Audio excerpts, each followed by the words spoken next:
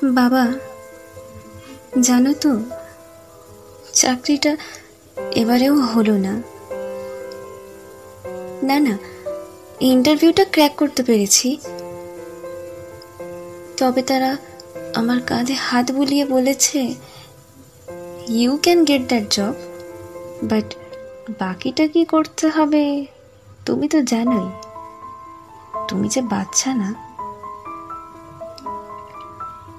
এইসব কথা শোনার পরে আমি তাদের ধাক্কা দিয়ে বাইরে বেরিয়ে আসি।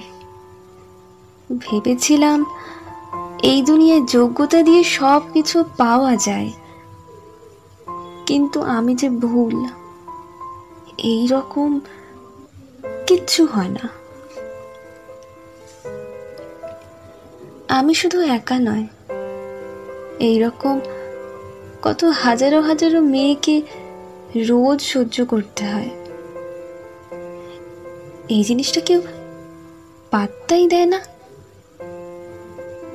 But the saddest truth is, আমাদের চুপ থাকতে বলা হয় দ্যাটস নট এ ক্রাইম। আরে এটা একটা একদম ছোট্ট একটা দুর্ঘটনা। আমিও তাই চুপ করে গেছি।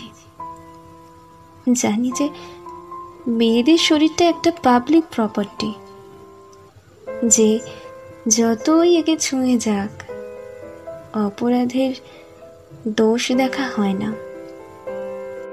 আমি তো মেয়ে, আমি জানি আমার উপর দিয়ে কত চোখ হাত বুলিয়ে চলে যায়। সেই আঙুলের ছাপে গায়ে ক্ষত হয়ে যায়,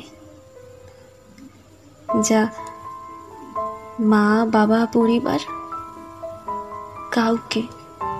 কাউকে চাইলেও দেখানো যায় না।